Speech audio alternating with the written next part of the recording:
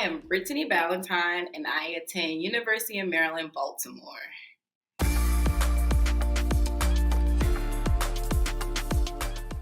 It's rigorous. It is competitive. So, keeping that in mind while you're an undergrad or completing your prerequisites, really try your best to not only get the best grades, but really understand the material that you're learning because the prerequisites are prerequisites for a reason. It really is that foundation that you need to excel in PT school. When it comes to the application process, my biggest advice would be reach out to the schools.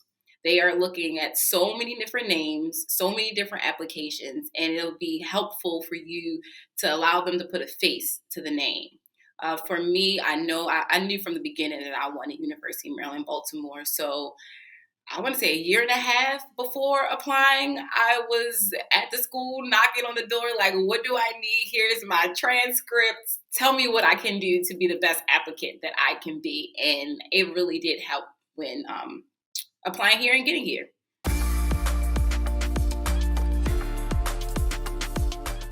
I have a background in dance. And honestly, I knew what physical therapy was. I attended Fordham University.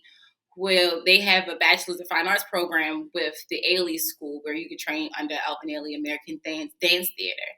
And because they are renowned modern dance company, and they want to make sure that their dancers are in tip-top shape, they do have a whole entire floor for catered to physical therapy. Really rarely ever entered that floor until I got my own injuries and I fell in love with the rehab process. I was in a really bad car accident in 2015.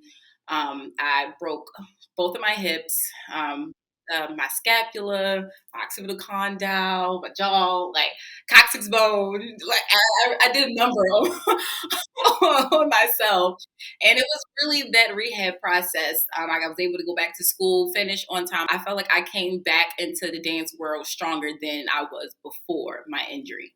So that's where my love came in at, and I wanted to be a part of it.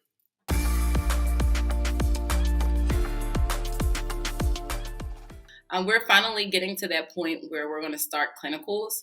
And so I'm really excited to finally start doing more like hands-on things with real patients with real conditions. So far, we've been doing a lot of like role playing. I'm going to be at an outpatient clinic that's connected to a hospital called Sinai in Baltimore. And I'll be in more neuro-focused concentration. I am juggling school with work and life. And so I'm trying to find a balance. I think the thing that gets me through all the time is like, even though it can become a lot and it's a lot of material at one time, but I have to constantly remind myself that I prayed to be here and I'm learning things that I am interested in. Nothing to me is boring. Everything is always new and fresh and exciting. Even though I have to go back and do my homework and study.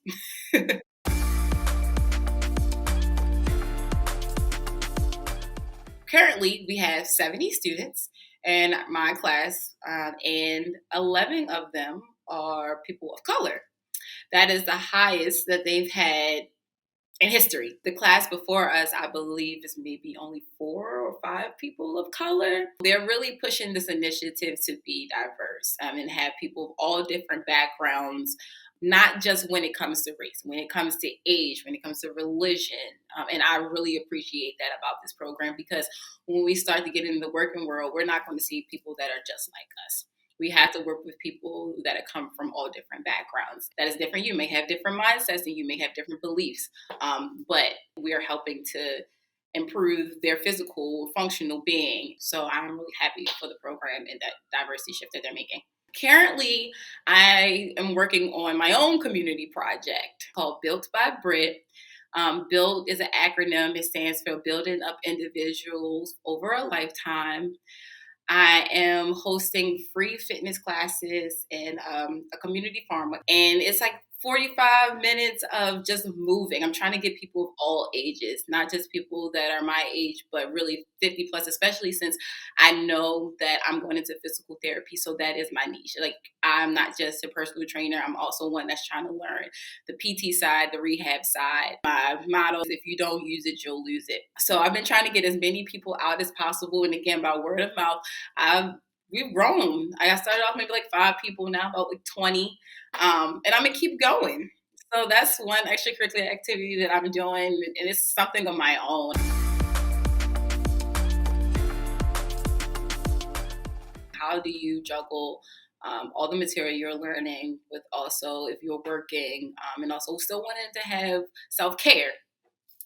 And I juggle with it every day. Like, how do I find time to still go to the gym? How do I find time to still have an effective morning routine? My biggest advice is going and just knowing that, yes, it can be overwhelming at times, but if you plan properly, if you schedule out your day, it'll make things a little bit easier on you.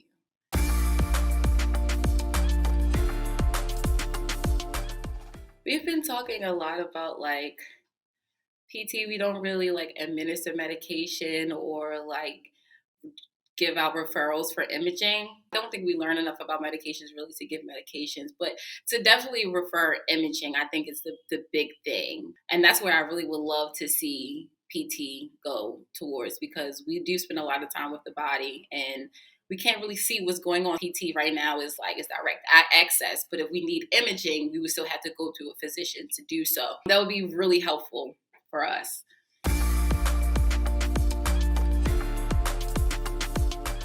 One of my classmates, I was just explaining to her about my financial struggles and like trying to get through school. And she was just like, you know what? Something's in my heart is telling me to tell you about this scholarship that I heard about through a podcast. She sent me the website. And at first I was like, all right, I'll check it out. And that's why I'm a big one. Like, tell people your struggles and tell people what you're going through, because some things you can't really figure out on your own, but somebody may have a way. So that's how I found out about Rizing Tide.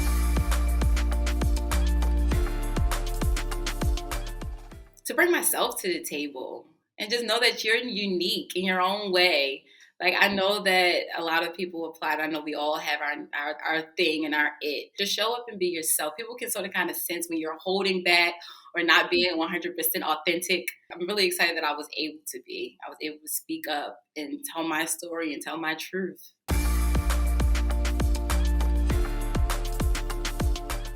Well, for one, I get to stay in school. So that's amazing. But also, it's also making me continue to do my best while I'm here. Like, I feel like being a Rising Tide Scholar now is holding me to a standard that's a little bit bigger than me. But I'm really excited to be a part of a community of other people of color. I'm happy to be in around another pool of people that are like me and share similar backgrounds as me. I'm really excited about this summit. To meet people in person. Everything has been virtual. So to finally like put a face to a lot of the names that I've been reading online will be great, and to make those connections.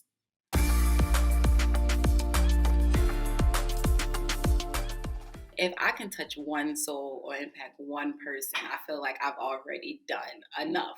Right? You can't save the world, but you can save a few. I'm really in this field because of somebody who saw something in me and didn't give up on me. And I want to be that person for other people the way that she was for me. It wasn't My PT journey wasn't just a physical journey; it was also a spiritual journey as well. Especially when you're so vulnerable like that, you're so down. I'm about to graduate college. I'm thinking about I need a job. I'm a dancer. I need my body to make money. This is scary. She kept me focused. She kept me focused on the here and now, what we can do right now. If I can be that impactful, then I felt like I did my job.